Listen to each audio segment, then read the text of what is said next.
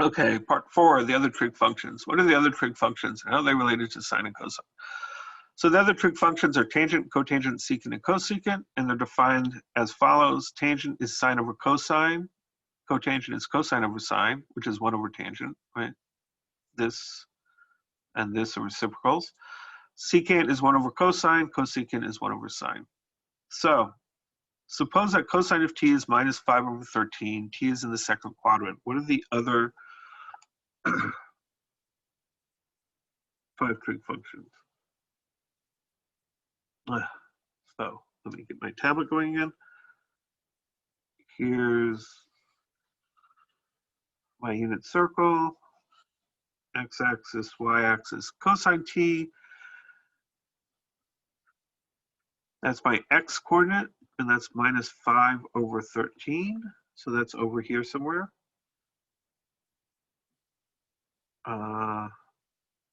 Say here. So what's the y coordinate? Well, there's 2 possible y coordinates, right? There could be one up here, and there could be one down here. But they tell us that t is in the second quadrant, and that's this quadrant. So we must be looking for this point, and the angle t that we want is this angle, right? Because that's the second quadrant. So how can we find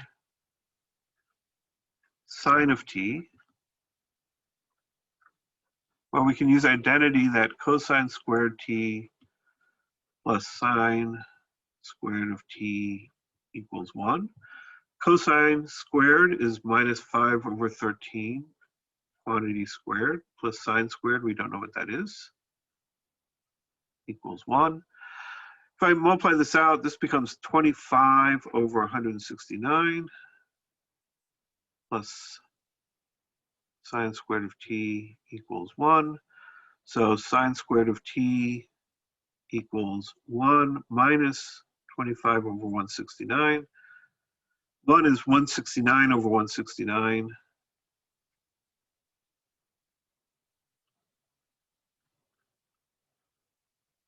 And so finally we get sine squared of t is equal to 144 over 169.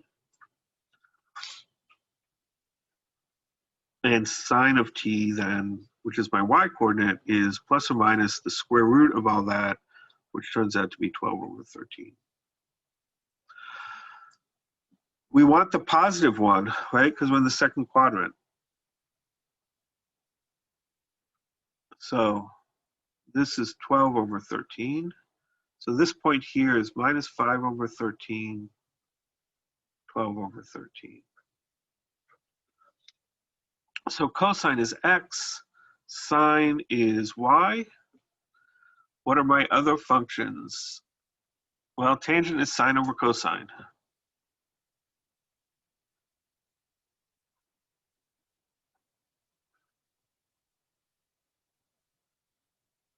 Right, y over x. And sine is 12 over 13. Cosine is minus 5 over 13. Dividing by a fraction means you multiply by the reciprocal.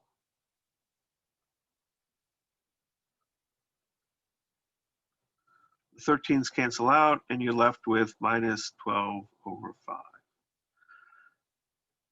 Cotangent of t, once you have tangent, that's pretty easy because cotangent is just 1 over that. So it's just the reciprocal of tangent. So minus 5 over 12. Secant of t is 1 over cosine, which means it's just the reciprocal of cosine.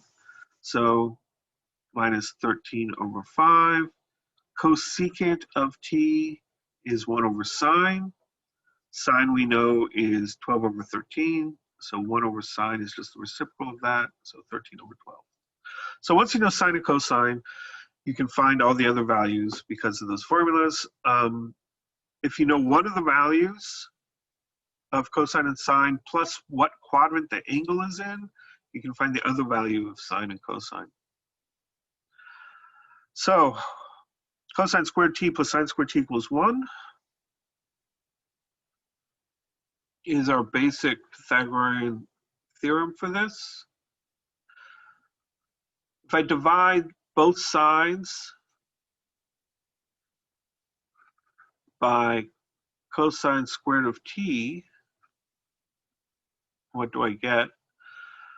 Well, this is cosine squared of t over cosine squared of t plus sine squared of t over cosine squared of t equals 1 over cosine squared of t.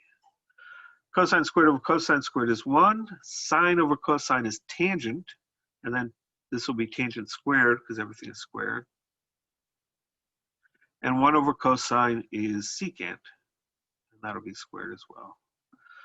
We can do the same thing by taking cosine squared of t plus sine squared of t equals 1.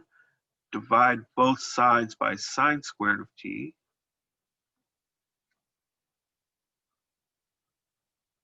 And what do we get? We get cosine squared of t over sine squared of t plus sine squared of t over sine squared of t equals 1 over sine squared of t.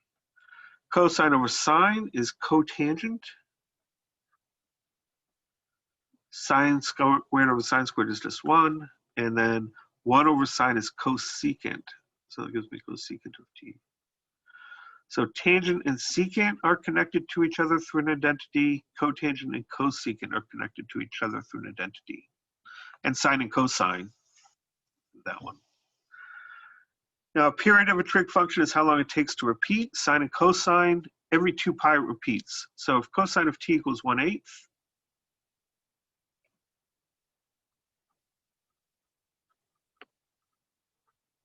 t in 4th quadrant, what is sine? Well, here is my unit circle.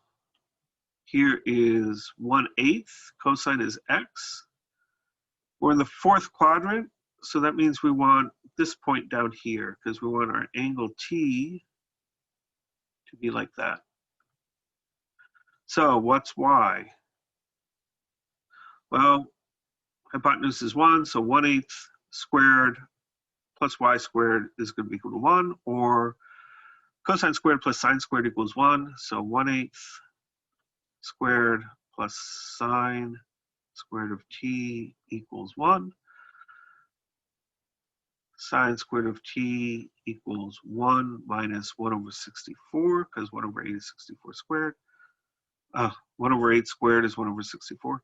Sine squared of t then is going to be 63 over 64. If I take the square root of both sides, sine of t is square root of 63 over 8, because the square root of 63 over 64 will be square root of 63 divided by the square root of 64. The square root of 64 is 8. And I want the minus sign because we're down in the 4th quadrant. So that's sine of t is minus square root of 63 over 8. Why is cosine of t plus 2 pi equal to 1/8? Well, t plus 2 pi means you go around the circle 2 pi, and then you go around the circle t, so you end up here. So cosine of t plus 2 pi just brings you back to the same point. And the cosine and the sine are the x and y values of this point, right? So if you go around once, if you go around an angle t and then around another time around the whole circle, you just end up at the same point. 8 pi, that's 4 trips around the circle, right? Because 1 trip is 2 pi. And so if I do t and then I go around the circle 4 more times, I just come back to the same point. So I'm going to have the same sine and cosines. So if I add multiples of 2 pi to sine and cosine, that's not going to change the value of where I end up. All right, so secant of t is 1 over cosine, cosecant of t is 1 over sine, and so sine and cosine functions repeat every 2 pi. Tangent and cotangent are a little different. So we have the same picture that we have from above. Here's my angle T, something like that. And this point was 1/8 minus square root of 63 over 8. So tangent of T is sine of T over cosine of T. Sine of T is minus square root of 63 over 8. Cosine of T is 1 over 8.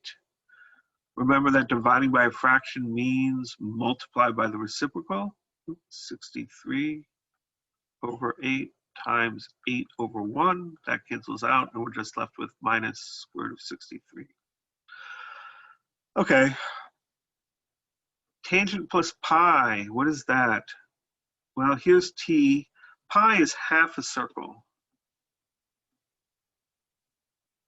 So T plus pi means go the angle T and then go another half circle. That'll bring you up here to this angle.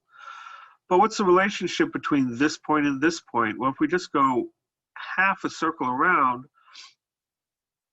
right, there'll be a certain symmetry here. Your x coordinates, if this was 1/8, then your x coordinate here is going to be minus 1/8. If your y coordinate, if this is down minus 63, square root of 63 over 8, then this must be up square root of 63 over 8. So this point then must be minus 1/8 square root of 63 over 8. Okay, so what's tangent of T plus pi? Well, it's going to be your y value, right? Your sine, square root of 63 over 8, divided by your cosine, which is minus 1 over 8.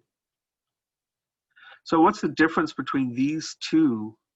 The only difference is that the minus sign, which was up here on the y, is now down here on the x. But it's the same fraction. And so that's what pi does, right? Is that it flips the signs on x and y. But tangent is the ratio between sine and cosine, so flipping the sign isn't actually going to change anything.